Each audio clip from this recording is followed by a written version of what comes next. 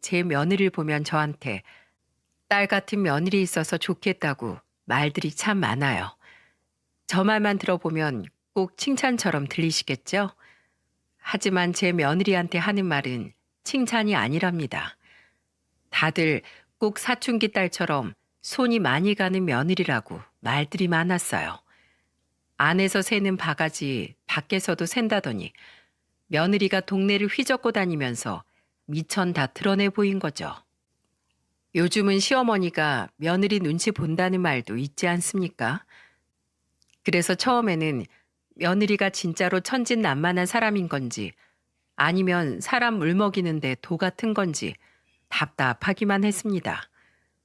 제가 왜 이렇게 며느리만 보면 머리가 복잡해졌는지 한번 들어봐 주세요. 저는 남편과 아들, 딸 키우면서 평범하게 살았죠. 아들은 방송국에서 PD로 일하면서 늘 바쁘게 살았어요. 학교 다닐 때부터 바른 생활만 하던 아들은 커서도 부모 속 썩인 적 없는 효자였습니다. 제 아들이지만 어디 내놔도 손색 없는 자랑스러운 아들이었죠. 게다가 하나 있는 여동생도 얼마나 살뜰히 챙겼는지 몰라요. 남매끼리 싸우면서 크는 집도 많다고 하는데 저희 집은 큰 소리 한 번 난 적 없었답니다. 막내딸이 수험생일 때는 아들이 직접 과외를 자처하기도 했죠. 그래서 없는 살림에도 자식 둘 다 번듯한 대학교까지 보낼 수 있었네요. 이렇게 듬직했던 아들이라서 당연히 비슷한 여자를 만나 단란한 가정을 꾸릴 거라고 믿었습니다. 아들 말이라면 늘 믿고 지지하던 저와 남편은 며느리를 보고 깜짝 놀랐죠. 가장 먼저 며느리를 보고 깜짝 놀랐던 건 씀씀이었어요. 그때는 아들이 처음으로 며느리와 인사하러 집에 왔던 날이었습니다. 보통 예비 시댁에 인사 올 때 성의 표시할 만한 걸 사오지 않습니까? 그런데 그날 며느리가 인사하러 온다고 사온 거 보고 뒤로 넘어갈 뻔했어요. 양손 가득 바리바리 사들고 왔는데 종이 가방만 봐도 비싼 물건이었습니다. 입이 떡 벌어진 저를 보고 며느리는 해맑게 웃으면서 인사했죠. 어머님, 안녕하세요. 제가 조금 늦었죠. 어머님, 아버님 처음 뵈러 오는데 빈손으로 올 수 없어서 작은 선물 좀 사오느라 늦었어요. 아, 작은 선물? 난 또 양손 가득 뭘 이렇게 많이 챙겨왔나 했네. 맞아요. 이거 다 어머님, 아버님 드리는 작은 선물이에요. 작은 거 여러 개 사긴 했는데 다 너무 예뻐서 고를 수가 없더라고요. 이걸 다 선물로 사온 거라고? 그럼요. 종이 가방만 많지 얼마 안 해요. 한 150만 원 정도 쓴 것 같은데요. 그 정도면 작은 선물이죠. 잠깐 사이에 백화점을 돌면서 150만 원이나 쓰고 왔다는 말에 입을 다물 수가 없었어요. 그래서 씀씀이가 이렇게 해픈 사람이 살림을 어떻게 꾸려가려고 하나 싶었습니다. 당황한 기색이 역력한 제가 어색하게 웃었고 남편도 어쩔 줄 몰라 보였죠. 여전히 해맑기만 한 며느리는 긴장한 기색도 없이 저희 부부와 같이 거실로 갔어요. 자리에 앉자마자 며느리는 선물을 내밀면서 쑥스러운 듯 말했습니다. 이건 어머님 선물이고요. 이쪽은 아버님 선물이에요. 급하게 사긴 했어도 요즘 새로 나온 신상이라서 괜찮을 거예요. 마음에 드셨으면 좋겠어요. 생글생글 웃으면서 선물을 내미는데 너무 부담스러워서 저는 어색하게 물었죠. 처음 인사 오는데 너무 무리하는 거 아니야? 우리 이런 거 살 줄도 모르고 쓸 줄도 모르는데. 이 정도면 적당한 금액인 거예요. 원래 백화점 한 번 들어가면 시간 가는 줄 모르고 돈만 쓰다 나오는데 오늘은 시간이 없어서 금방 나오는 바람에 얼마 못 샀어요. 회사원이라고 들었는데 설마 월급 받으면 다 써버리는 건가? 적금 같은 건 안 들었어? 적금을 왜 들어요? 돈 필요하면 아빠한테 달라고 하면 되는데요. 며느리의 말에 저와 남편은 깜짝 놀랐어요. 그런데 며느리는 저희 부부가 왜 놀라는지 전혀 모르는 눈치였습니다. 그때 아들이 상황을 수습하기 위해서 변명하듯 말했죠. 여자친구 아버지가 대기업 임원 출신이세요. 부모님이 지금 살고 계시는 집도 서울의 땡땡동 주택단지에 살아요. 뭐? 땡땡동? 아휴, 좋은 곳에 사네. 땡땡동 산다는 말에 저도 모르게 좋은 곳에 산다는 감탄 섞인 말이 먼저 튀어나왔어요. 그제야 며느리가 왜 돈을 물쓰듯 쓰는지 단번에 이해할 수 있었습니다. 딱 보니까 대기업 임원 출신 아버지와 고급 주택에 살면서 어려움 없이 살았구나 싶었죠. 그냥 딱 걱정 없이 자란 부잣집 아가씨 스타일이었어요. 저희 부부가 살고 있던 집은 완공된 지 25년도 더 된 32평짜리 아파트라 그런지 괜히 좀 민망하긴 했답니다. 그런데 며느리는 제 말에 민망했는지 손사래까지 치면서 해명하듯 말했죠. 아휴, 그쪽이 서울 노른자 자리긴 한데 그래도 집이 지은 지 오래돼서 그런지 여기만큼 낡았어요. 어디 사느냐가 뭐가 중요해요? 사는 게 다 똑같죠? 안 그래요, 어머님? 순간적으로 며느리가 하는 말이 뼈가 있는 것처럼 들렸어요. 대체 저 말에 제가 뭐라고 말해야 되나 고민이 될 정도였습니다. 그런데 며느리의 말이 불편했는지 날이 선 대답을 하고 만 거죠. 그래, 사는 곳이 뭐가 중요해. 뭘 보고 자랐는지가 중요하지. 안 그러니? 맞아요. 좋은 곳에 산다고 다 좋은 사람은 아니잖아요. 사람을 볼 줄 알아야죠. 그래서 제가 오빠 같은 좋은 사람 만나게 된 것 같아요. 별거 아닌 대화인데도 며느리한테 제가 밀린 것 같은 기분이 들더라고요. 그리고 묘하게 우리 집을 한 방씩 먹이고 있는 기분이 들었답니다. 여기까지 대화 들어보면 꼭 며느리 말에 뼈가 있는 것 같지 않습니까? 이렇게 처음 보자마자 강렬한 인상 심어준 며느리랑 밥을 먹는데 밥이 코로 들어가는지 입으로 들어가는지도 모르겠더라고요. 밥 한 그릇 먹는 내내 저놈의 입이 쉬질 않았죠. 오죽하면 남한테 싫은 소리 못하는 남편이 며느리랑 밥을 먹다가 숟가락까지 내려놓고 말했습니다. 밥을 먹을 거면 밥부터 먹고 대화를 할 거면 대화부터 하는 거 어때? 어머, 제가 너무 주책 없이 말이 많았죠? 죄송해요. 꼭 여기가 제 집처럼 편해서 저도 모르게 그만 말이 많았나 봐요. 죄송해요. 남편이 숟가락까지 내려놓고 단호하게 말하는데도 눈 하나 꿈쩍 안 했어요. 대체 이게 성격이 좋은 건지 눈치가 없는 건지 구분이 안 됐죠. 하여튼 난생 처음 보는 특이한 스타일이었습니다. 그날 처음 본 며느리 첫인상 오냐오냐 귀하게 자란 남의 집 공주님 같았어요. 그렇게 며느리가 시끄럽게 인사를 하고 떠난 후에 저는 아들한테 심각한 목소리로 말했죠. 넌 저 성격이 감당이 되는 거야? 언제부터 저런 스타일을 좋아했어? 나도 처음엔 당황스러웠는데 나쁜 애는 아니에요. 눈치가 조금 없는 게 문제긴 한데 그게 나쁜 의도를 갖고 하는 말들은 아니니까 너무 걱정 마세요. 지금 눈치가 조금 없어 보여? 저 정도면 눈치가 없어도 너무 없는 거야. 말로 천냥빚을 갚는 게 아니라 어디서 빚지고 올 말투야.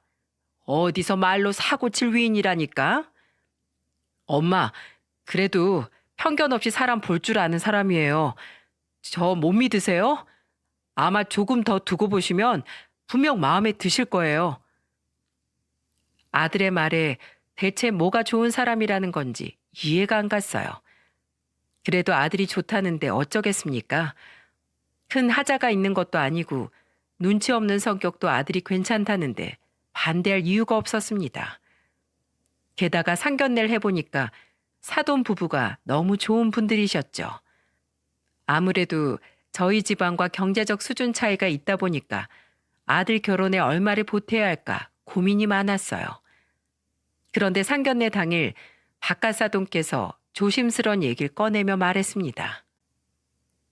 저희 딸이 할 줄 아는 게 없어요. 보셨다시피 나이만 먹었지. 철도 안 들어서 부족한 딸 시집 보내는 것 같아 면목이 없습니다. 그래서 부족한 딸 예쁘게 봐달라는 마음으로 아이들 살 집은 저희가 알아보고 있으니까 신경 쓰지 마십시오. 그러자 옆에 있던 안사돈도 한마디 거들면서 말했어요. 자식들 나중에 잘 살면 됐죠. 우리 사이 방송국 PD 월급 뻔한 거 다 아는데 굳이 부담 주기 싫어요. 그냥 자식 낳고 잘 살았으면 좋겠는 부모 마음이니까 받아주세요.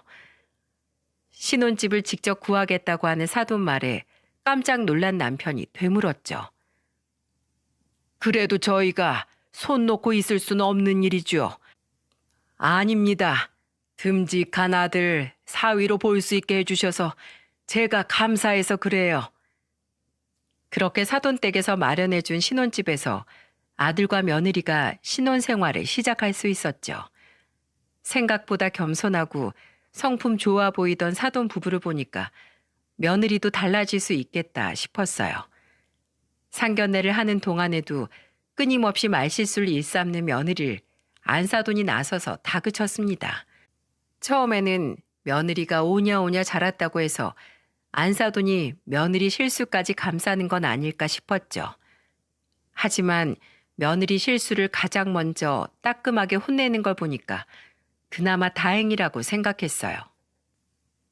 그러나 주변에서 이렇게 며느리 실수를 다잡아 보려고 하면 뭐 하겠습니까? 본인이 여전히 아무 생각이 없는데 쉽게 달라질 리가 없던 겁니다. 그래도 결혼해서 가정을 꾸리면 철이 좀 들까 싶었어요. 하지만 며느리는 생각했던 것 이상으로 눈치가 없는 사람이었죠. 아들이 결혼하고 얼마 안 됐을 때 집에서 같이 점심을 먹었던 적이 있었어요. 며느리는 처음 인사 왔을 때도 그렇게 제 반찬을 좋아했어요. 제가 예전에 반찬 가게도 했을 만큼 음식 솜씨 하나는 좋은 편이었죠. 그날도 며느리가 제 김치 먹고 싶다면서 아들과 같이 왔었어요. 남편도 퇴직하고 집에서 쉬고 있을 때라 넷이 둘러앉아 점심을 먹게 된 겁니다. 그때 자리가 하필이면 며느리와 남편이 마주보는 자리였죠. 저도 처음에는 이런 자리 배치가 문제가 될 거라고 생각도 못했어요.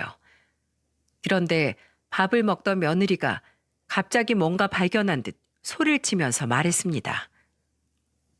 어머, 아버님, 코털 나오셨어요. 그 순간 저는 잘못 들은 줄 알았죠. 세상에 어느 며느리가 시집 오고 한 달도 안 지나 시아버지한테 코털 지적을 할 수 있겠습니까? 그런데 남편도 당황했는지 헛기침을 하더니 손으로 코를 쓱 닦았어요. 그런데 며느리가 또 한 번 더 눈치 없이 소리쳤습니다. 에이, 아버님 오른쪽이요. 코털 아직 안 들어갔어요. 오늘 세술 대충 했더니 정리가 덜 됐나. 그쪽 아닌데? 아버님 거울이라도 잡아드릴까요? 아버님 얼굴 보면 코털만 보여요. 너무 웃겨서 밥을 못 먹겠어요. 그러더니 며느리가 밥을 먹다 말고 배를 잡고 웃기 시작했죠. 이게 무슨 황당한 상황인가 싶었어요. 아들이 며느리를 말렸지만 대체 뭐가 그렇게 웃긴 건지 옆 사람 말도 안 들리는 것 같았습니다. 저는 보다 못해 며느리한테 한마디 했죠. 어른들이랑 밥 먹는 자리에서 뭐 하는 거야? 3살짜리 애도 아니고 자리 구분은 좀 해야지. 지금 이 자리가 너랑 남편이랑 둘이 밥 먹는 자리도 아니잖아. 시아버지가 네 친구야? 누가 그렇게 어른을 놀려먹어? 죄송해요. 전 그냥 눈에 보여서 말씀드린 건데. 옛말에 며느리는 귀머거리 3년, 벙어리 3년이랬어. 아무리 세상이 달라졌다고 해도 기본적인 건 지키고 살아야지. 근데 제가 청력도 좋고 말하는 것도 너무 좋아하는데 어떻게 그렇게 살아요? 저 시력도 좋아서 보고도 못 본 척하는 것도 힘들어요. 뭐라고 한마디 하는데도 며느리는 제 말에 반박까지 했어요. 진짜 대단하지 않습니까? 말이 그렇다는 건데도 며느리는 기죽은 채로 반박을 하는 겁니다. 그때 남편은 어이가 없었는지 웃음이 터지고 말았죠. 그랬더니 며느리가 남편 웃는 걸 보고 따라웃더니 해맑게 말했어요. 아버님, 방금 웃으셨죠? 화난 건 아니시죠? 전 그냥 눈에 들어와서 한 말이었어요. 기분 나쁘게 해드리려던 건 아닌데 죄송해요. 아유, 됐어. 내가 다음엔 며느리 온다고 하면 미리 거울부터 제대로 보고 와야겠네. 네, 아버님. 얼굴 가운데 코가 있는데 털 삐져나오면 웃기잖아요. 다른 사람들 보기 전에 제가 봐서 다행이죠? 아이고, 그래. 천만 다행이다. 며느리는 아무런 의도 없이 하는 말들이 죄다 저런 식이었어요. 콕 집어서 화를 내면 쪼잔해지고 그렇다고 그냥 넘어가자니 예의가 없어 보이는 겁니다. 이런 일이 아들 결혼하고 한 달도 안 됐는데 벌어지니까 앞으로가 험난하겠다 싶었죠. 게다가 그날도 저한테 잔소리 아닌 잔소리 듣고 기분 나쁠 법도 한데 언제 그런 일이 있었냐는 듯 밥 먹는 걸 보니까 기가 막혔어요. 그런데 안에서 새는 바가지, 바깥에서도 샌다고 하는 말을 제가 몸소 겪었던 사건이 있었습니다. 그때 사건 때문에 친구들 사이에서 며느리 별명이 철없는 딸 같은 며느리가 된 거죠. 오랜만에 총각김치를 담그려고 없는 재료만 간단히 사러 마트에 갔었어요. 한창 마트를 두리번거리면서 재료를 고르다가 우연히 마트에서 친구를 만나게 된 겁니다. 그 친구는 아들 결혼식에도 왔던 친구라 저를 보고 반갑게 인사하며 말했죠. 아들 결혼식 때 마지막으로 보고 이게 얼마만이야? 아들은 잘 살고 있고 저번에 보니까 며느리도 인물 훌륭하던데. 그럼 잘 살지. 며느리가 야무진 구석이 있어서 그런가 살림도 잘해. 얼마나 야무진데. 이래서 아들은 여자를 잘 만나야 잘 산다니까. 저는 친구의 말에 며느리 칭찬을 했어요. 다들 저랑 비슷하지 않습니까? 오랜만에 만난 친구한테 굳이 우리 며느리가 눈치코치 없다고 말할 필요 없다고 생각했죠. 뭐 다들 조금씩 흠이 있어도 좋게 말하지 굳이 제 얼굴에 침 뱉기 같은 말은 안 하고 사니까 저도 그냥 좋게 말하고 넘어가려고 했던 겁니다. 그런데 하필이면 그 자리에서 며느리를 마주친 거죠. 마트에서 누가 큰 목소리로 인사를 하면서 오는데 바로 며느리였어요. 평일 대낮에 제가 여기 왜 있나 눈이 휘둥그레졌습니다. 그리고 앞에 친구도 있는데 얘가 또 무슨 소리를 할까 긴장됐죠. 이런 제 마음을 알 리 없는 며느리는 제 바구니를 보면서 반가운 목소리로 말했어요. 어머님, 시장 보러 오셨어요? 저도 오늘 휴가라서 저녁에 집밥 좀 해보려고 시장 보러 왔어요. 그동안 배달 음식만 먹었더니 집밥이 생각나더라고요. 어머님, 뭐 사셨어요? 오늘 저녁에 맛있는 거 하실 거면 저 숟가락 들고 놀러 갈까요? 살림 잘하고 야무진 며느리라고 10분 전에 말했는데 갑자기 나타난 며느리가 산통을 다 깬 거죠. 그때 친구 표정을 보니까 입꼬리가 들썩거리는 게 보였어요. 저는 며느리한테 눈치라도 주려고 말을 돌리면서 말했습니다. 여기 네 결혼식 왔던 내 친구야. 인사해. 이쪽은 우리 며느리야. 어머, 안녕하세요. 저는 어머니 며느리예요. 오랜만에 시장 보러 왔는데 싱싱한 게 많네요. 며느리가 바쁜 일이 있나 시장을 꽤 오랜만에 보나 봐. 살림 잘하려면 시장을 안 봐야 되는 건가? 저 살림 완전 꽝이에요. 맨날 어머님 댁 가서 반찬 가져오잖아요. 저희 어머님 반찬이 정말 맛있거든요. 말하니까 또 먹고 싶네요. 괜한 말 했다가 아주 개망신을 당한 거죠. 금방 들킬 거짓말을 한 게 민망해서 가려는데 며느리가 갑자기 제가 들고 있던 바구니를 잡으면서 말했어요. 어머님, 장바구니에 뭐 담으셨어요? 저랑 같이 사요. 일단 가자. 내가 가면서 알려줄게. 에이, 어머님 친구분이랑 다 같이 시장 봐요. 그냥 좀 가자니까. 왜요? 셋이 시장 보고 같이 점심 먹고 가요. 마트에서 떼쓰는 애도 아니고 며느린 귀엽고 같이 점심 먹고 가자면서 고집을 부렸습니다. 대체 이게 무슨 똥꼬집인지 바구니를 잡고 실랑이 하기 시작했죠. 그런데 그때 며느리가 바구니 당기던 손을 놓는 바람에 제가 뒤로 발라당 넘어졌어요. 장바구니가 바닥에 떨어지면서 안에 있던 물건이 전부 쏟아지고 말았습니다. 며느리는 깜짝 놀라 다급한 목소리로 저를 부축했죠. 어머님 괜찮으세요? 어머님이 자꾸 그냥 가져가시니까 이제 가려고 했던 건데 어떡해요? 안 다치셨어요? 넘어질 때 소리가 이상하던데 꼬리뼈 다치신 거 아니죠? 내가 가자고 했지? 얼른 집으로 가. 저는 민망하고 창피해서 버럭 소리를 지르고 말았어요. 웃음을 꾹 참고 있는 친구를 뒤로하고 집으로 와버렸습니다. 집에 오자마자 냉수를 들이켰죠. 그런데 그때 휴대폰 메시지가 왔는데 아까 만났던 그 친구였어요. 문자를 확인하고 민망해서 고개를 숙였습니다. 네 며느리 귀엽다. 딱 철없는 딸 같은 며느리네. 다음에 같이 밥이나 먹자. 이때부터 친구들 사이에서 며느리 별명이 딸 같은 며느리가 됐죠. 너무 민망해서 저는 며느리한테 도대체 왜 그랬는지 궁금해서 물어봤어요. 넌 마트에서 집에 가자는데도 왜 고집을 부린 거야? 내 말만 들었어도 개망신은 안 당했을 거 아니야? 저는 어머님 친구라고 하시니까 제가 식사 대접하고 싶어서 그랬죠. 제 결혼식도 오셨다고 하니까 감사한 마음에 그냥 대접하고 싶었어요. 그럼 그렇게 말을 해야지. 앞뒤 다 잘라먹고 무작정 같이 밥 먹으러 가자고 하면 누가 따라 나서? 어머님, 귀머거리 3년, 벙어리 3년이라고 하셨잖아요. 아이고, 속 터져라. 누가 할 말을 하지 말랬어? 할 말이랑 못할 말을 구분하라는 거잖아. 아이고, 머리야. 어머님, 괜찮으세요?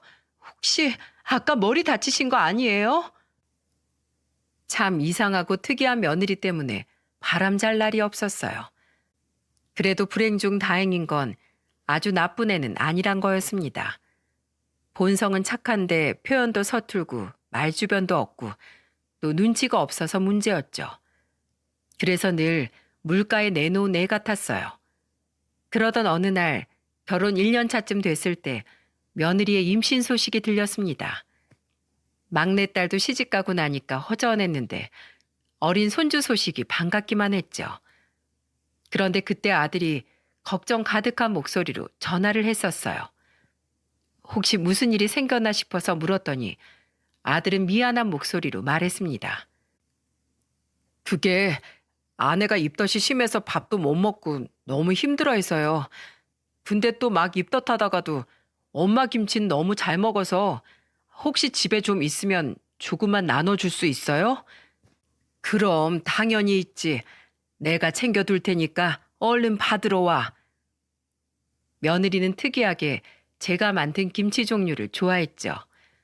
파김치, 무김치, 총각김치 할 것 없이 전부 다 잘 먹어서 식탁에 올렸다 하면 며느리가 다 먹었어요. 부잣집 딸들은 스테이크 썰면서 파스타나 먹는 줄 알았는데 의외의 식성에 깜짝 놀랐습니다. 그런데 알고 보니까 안 싸더니 김치를 엄청 좋아한다는 걸 알게 됐었죠. 그래서 김장철에 사돈댁에 보낼 김치까지 해서 보내기도 했어요. 다 잘 먹는 며느리였지만 그 중에서도 무생채에 밥 비벼 먹는 걸 가장 좋아했습니다. 그래서 그날 며느리 주려고 급하게 무생채까지 했죠. 며느리가 입덧으로 고생하고 있는데 못 해줄 게 뭐가 있겠습니까? 게다가 어려운 것도 아니고 제 반찬이 먹고 싶다는데 기꺼이 해줄 수 있었어요. 그때 김치를 가지러 온 아들한테 반찬을 주면서 말했습니다. 이거 예쁜 접시에 덜어서 줘. 임산부는 아무 그릇에나 먹는 거 아니다. 그리고 필요하면 언제든 말하고 엄마가 해놓을 테니까. 엄마, 정말 감사해요. 손이 많이 갈 텐데 하필 엄마 김치가 먹고 싶다고 해서 어쩔 수가 없었어요. 괜찮어. 집에만 있는데 이런 거라도 하면 시간 잘 가고 좋지. 그러니까 눈치 보지 말고 입덧 가라앉을 때까진 나한테 꼭 말해라. 저도 막내딸이 임신했을 때 입덧이 심했기 때문에 며느리가 얼마나 힘들지 충분히 알 수 있었죠. 그런데 그 후 얼마 뒤 정말 황당한 일이 벌어진 거예요. 갑자기 며느리한테 전화가 와서 받아보니까 잔뜩 신난 목소리로 말했습니다. 어머님, 저 지금 친구들이랑 약속이 있어서 잠깐 나왔는데 바깥 음식은 하나도 못 먹겠어요.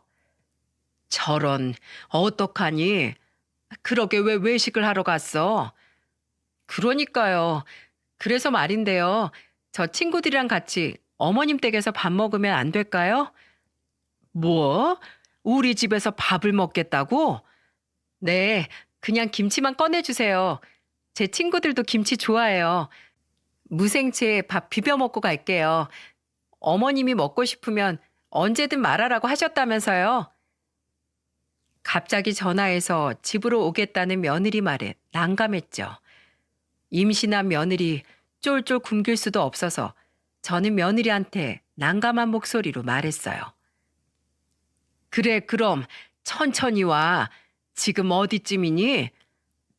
지금 어머님 집 앞이요? 뭐라고? 집 앞? 아유, 집에 오기 전에 미리 전화를 했어야지. 어머님 집 들어가기 전에 전화 드린 건데요. 왜요? 초인종도 전화 드리고 어머님이 허락하셨으니까 지금 누를 거예요. 그러더니 정말 초인종을 눌렀는지 초인종 소리가 들렸고 인터폰으로 복도를 보니까 며느리가 친구 2명과 함께 서 있었습니다. 정말 그 순간 이걸 어떡하지 싶은 생각밖에 안 들었죠. 식구들도 아니고 며느리 친구들이 왔는데 아무런 준비도 없이 맞이하게 생긴 거예요. 그 와중에도 며느리는 해맑은 얼굴로 말하는 겁니다. 어머님, 저희 대충 아무거나 좀 주세요. 정말 괜찮아요. 대체 이렇게 불쑥 찾아오는 게 말이 됩니까? 아들과 딸도 안 하던 짓을 며느리가 하고 있으니까 황당했죠. 문 앞에 서 있는데 안 열어줄 수도 없어서 애써 화를 참으면서 문을 열어줬습니다.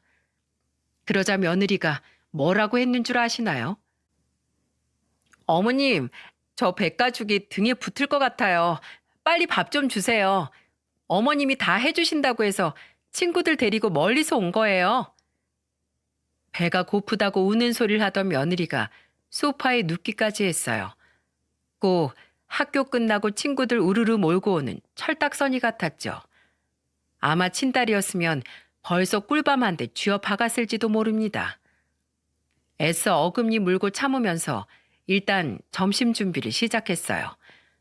어쩔 수 없이 냉장고에 있는 반찬을 꺼내놓게 됐죠.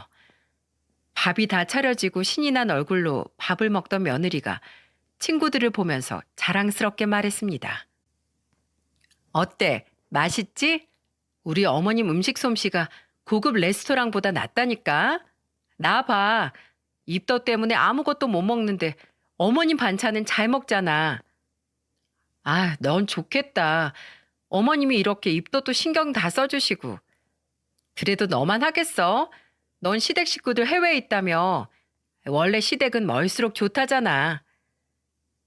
저는 거실에 있었는데 친구들과 대화하는 소리가 들렸죠. 그런데 며느리가 하는 말이 좀 이상하게 들렸어요. 꼭 저 들으라고 일부러 저런 소리를 하나 싶었습니다. 그런데 이어지는 며느리의 말이 가관이었죠.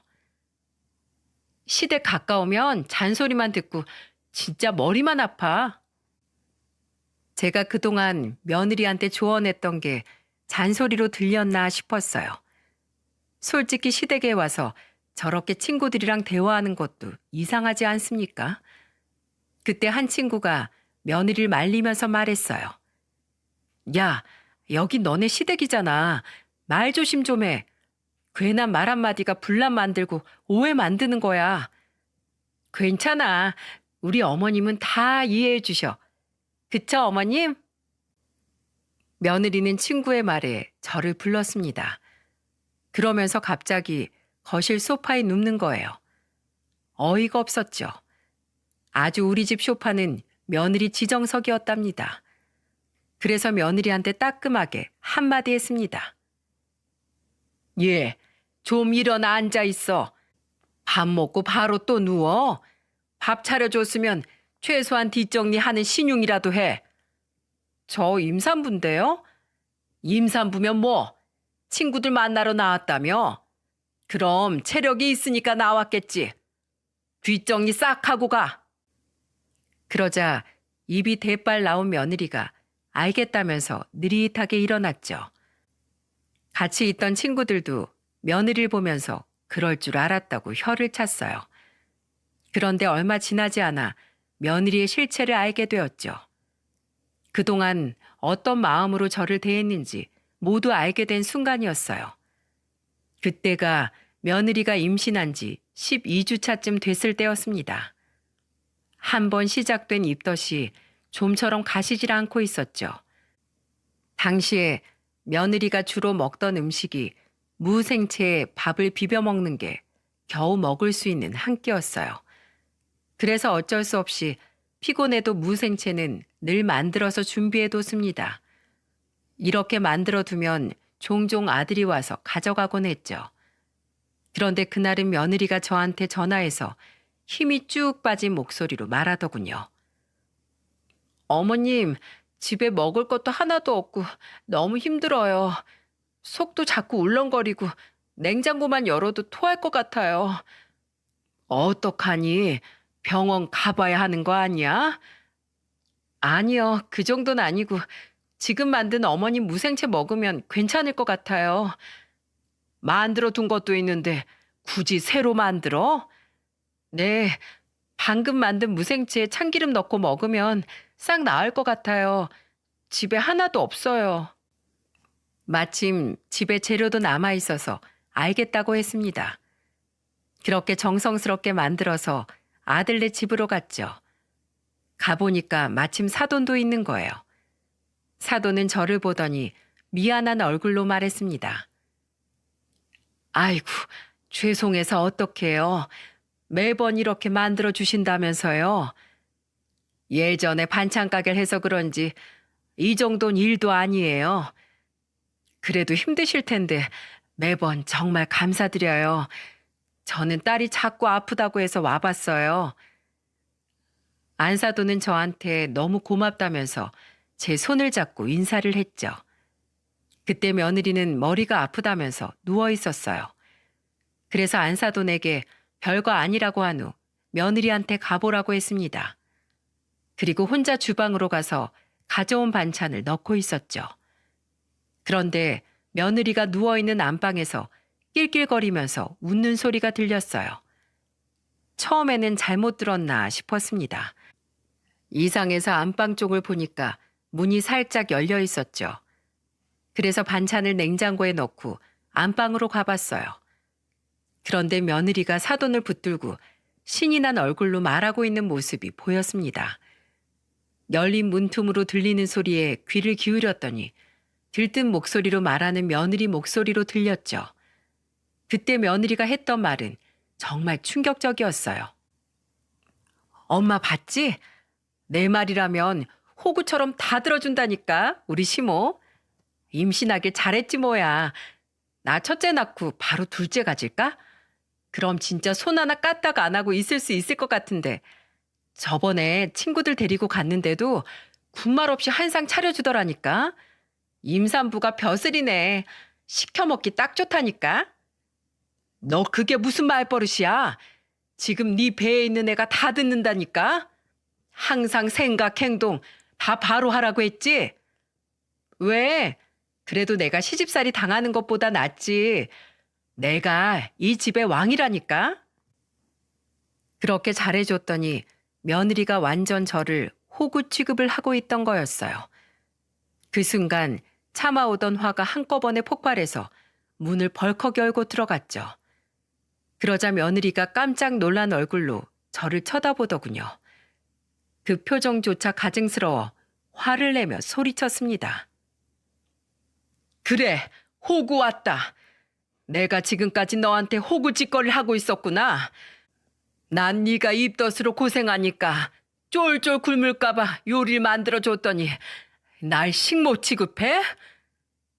그러자 며느리는 침대에서 용수철처럼 벌떡 일어서더니 제 앞에 무릎을 꿇고 빌기 시작했죠. 어머님 죄송해요. 그냥 한 소리예요. 원래 대통령 없는 자리에서는 나라님 욕도 한다잖아요. 정말 죄송해요. 이거 안 놔? 내가 너 그놈의 입 잘못 놀려서 이 사단 만들 줄 알았어.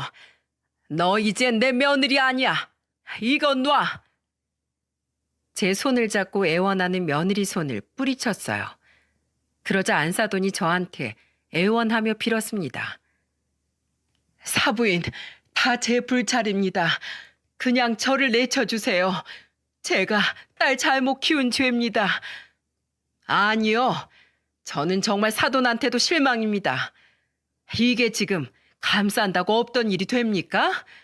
절대 전 그냥 못 넘어가요. 집안 어른을 가지고 놀아도 유분수지. 이건 아니죠. 그리고 너, 앞으로 너 당분간 나 볼 생각하지 마라. 알겠어? 아주 눈에 띄기만 해.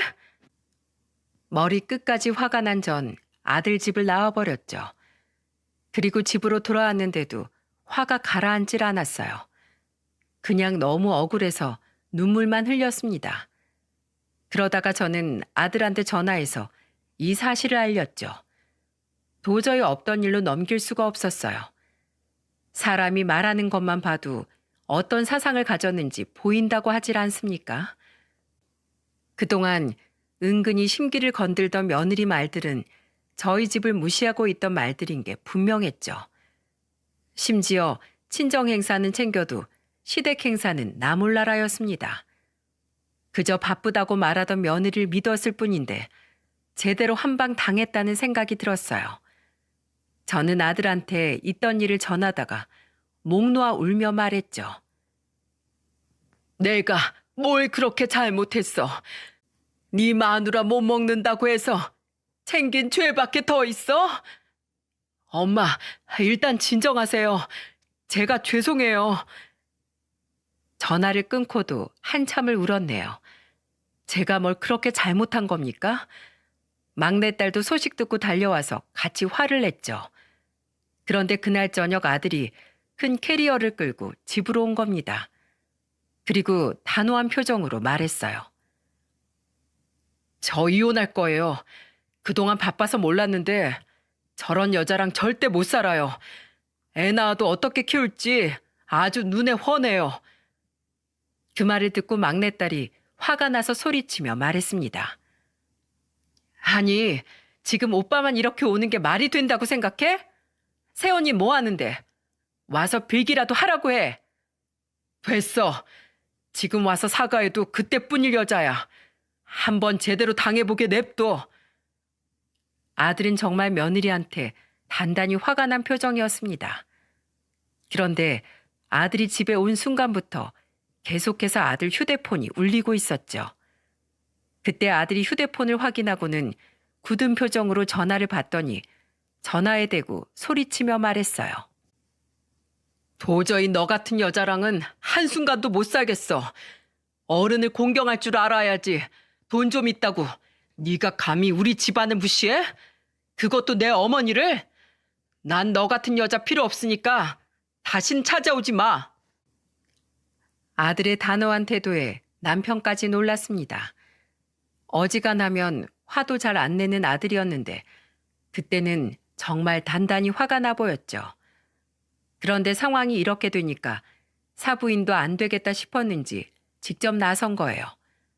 며느리를 데리고 와서 문 앞에서 하염없이 빌고 있었습니다. 저는 절대 문 안 열겠다고 했는데도 사부인은 아파트 복도에서 고개까지 숙이면서 빌고 있었죠. 인터폰으로 밖을 보고 있었는데 그때 사부인 복도에 무릎을 꿇고 또 한 번 빌면서 말하더군요. 제가 죄송합니다. 딸 교육 잘 시켜서 보냈어야 했는데 오냐오냐 키운 제 불찰입니다. 대신 제가 한 가지만 제안 드리겠습니다. 사위가 집을 떠나 돌아오지 않겠다고 선언했으니까 우리 딸 사돈댁에 보내도 되겠습니까? 대신에 사돈이 이 집 주인이시니까 마음껏 부려먹으셔도 됩니다. 정신교육 시킨다 생각하시고 제대로 벌 좀 주세요.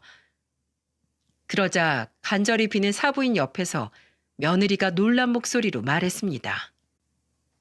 엄마, 무슨 소리야? 그런 얘기 없었잖아. 엄마 말 들어. 시어머니 무서운 걸 네가 아직 모르는구나. 어? 다른 집 며느리는 시집살이 때문에 이혼하고 눈치 보고 한다는데 세상에 이런 시어머니 있는 걸 복으로 알아야지. 이제 네가 직접 시어머니께 사과받아. 알겠어? 시댁 식구들한테 용서받기 전엔 집 근처도 오지 마. 단호하게 말한 사부인은 며느리만 두고 자리를 떠났죠. 오도 가도 못한 신세가 된 며느리는 문 앞에서 울면서 빌었어요. 어머님, 죄송합니다. 저 정말 시키는 대로 다 할게요. 그러니까 저 좀 한 번만 받아주세요. 한참 울면서 비는 며느리를 보니까 저도 번뜩 좋은 생각이 떠올랐습니다. 그때 저는 문을 열고 나가서 무릎 꿇고 있는 며느리한테 다시 한번 말했죠. 너 분명 나한테 내 말 무조건 복종한다고 그랬지? 시키는 건 다 하겠다고 한 거지? 네, 어머님 정말 다 할게요. 그러니까 제발 저한테 기회를 주세요. 그래서 저는 며느리를 집으로 들였어요. 그리고 그때부터 저는 완전히 며느리와 위치가 뒤바뀌었죠. 저희 집만 오면 소파에 붙어있던 며느리를 주방으로 보내고 전 소파에서 리모컨을 들고 TV만 보고 있었습니다. 그리고 저는 자연스럽게 며느리를 부르며 소리쳤죠. 얘, 밥 아직도 안 된 거야? 이러다 해 넘어가면 저녁 먹겠다. 잠시만요. 다 했어요. 뭐가 이렇게 오래 걸려? 어머님, 식사 준비 다 했어요. 어서 오세요. 며느리가 불러서 가보니까 밥을 태웠는지 누런 밥이 보였어요. 그래서 저는 며느리를 보고 한숨을 쉬며 말했습니다. 아휴, 우리 식구들 이런 밥 먹는 사람 한 명도 없거든. 넌 태운 밥도 먹고 사니? 죄송해요. 제가 압력밥솥은 처음 써봐서요. 앞으로 우리 집안 일은 압력솥으로 해야 되니까 숙지해놔. 밥부터 빨래, 청소, 전부 며느리가 도맡아 하면서 지냈죠. 그런데 도무지 살림이라고는 할 줄 아는 게 없었어요.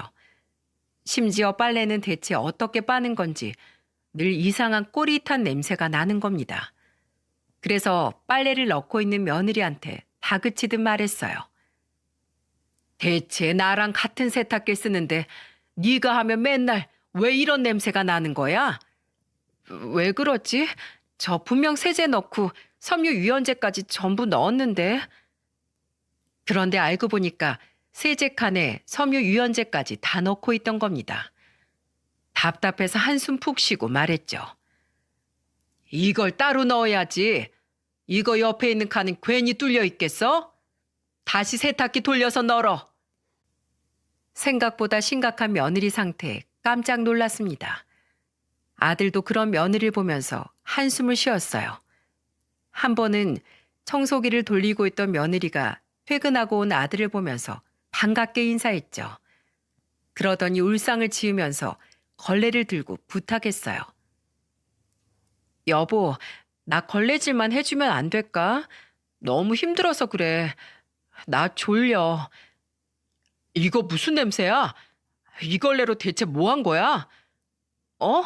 하루 종일 쓸고 닦고 방금 손빨래 했지. 그냥 물로만 빨았지? 비누칠하면 거품만 잔뜩 나니까 그냥 물로 했는데 냄새 많이 나? 물로 빨면 어떡해? 넌 세수할 때 비누 안 써? 당연히 비누로 세수하지. 걸레도 똑같지. 거품 난다고 물로만 빠는 사람이 어딨어? 그런가? 알겠어. 다시 할게.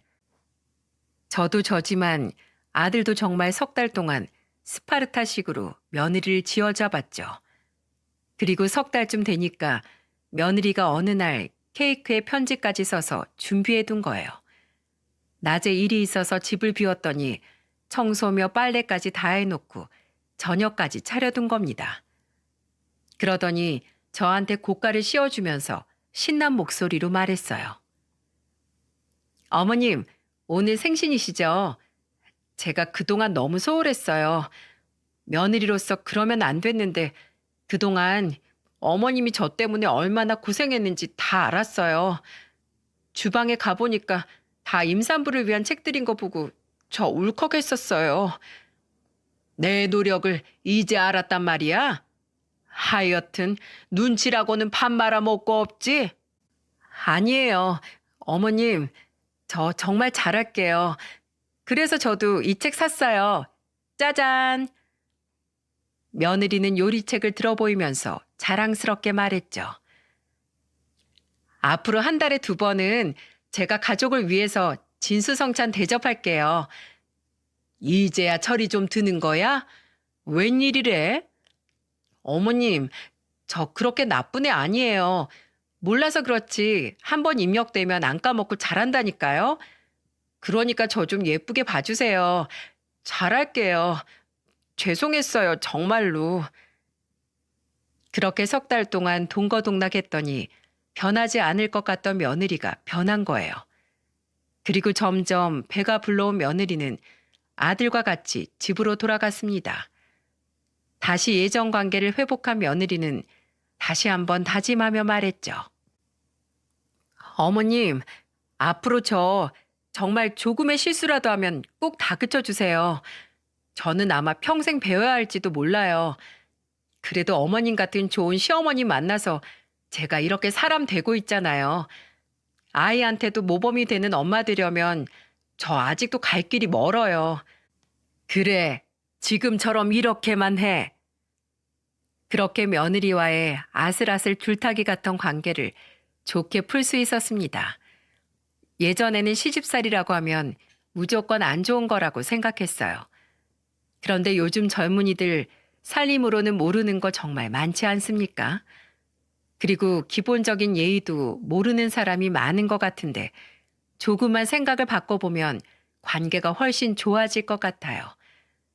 옛말에 효자는 부모가 만든다는 말 들어보셨습니까? 시부모도 부모라면 부모인데 무조건 시집살이 시킨다고 몰아갈 게 아니라 배울 게 있다면 열린 마음으로 좀 배웠으면 좋겠습니다. 그래야 가족 간의 정도 생기고 소통도 잘 될 거라고 생각해요. 저는 도무지 이해할 수 없던 이상한 며느리, 이렇게 동거동락하고 보니까 이제야 좀 이해할 수 있게 됐죠. 사돈 부부가 첫째 딸이라 금지오겹 4새끼 키워온 걸 다 듣고 나니까 왜 며느리가 저렇게 대우받는 게 당연하다고 생각하는지 알 수 있었답니다.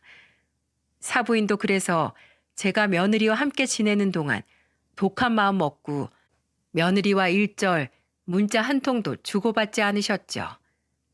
정말 며느리가 혼자 가서 배우고 깨우치길 바랬던 거예요. 그래서 결과적으로 지금 며느리는 누구보다 가족들 챙길 줄 아는 모범 며느리로 살고 있답니다. 곧 출산 예정일이 다가오는데 훌륭한 엄마가 될 것 같아요. 얼마 전엔 저한테 아주 작정한 얼굴로 다짐까지 했죠. 어머님, 저는 아이가 태어나면 오냐오냐 하지 않고 강하게 키울 거예요. 밥도 알아서 먹게 하고 자기 방 청소도 혼자 하게 그렇게 키울게요. 아이고, 새애기가 아주 독한 엄마가 됐네. 그때 며느리 말에 얼마나 웃었는지 모릅니다. 사람이 안 변할 것 같아도 다 변해요. 마음가짐만 다르게 먹으면 무조건 좋게 잘 지낼 수 있죠.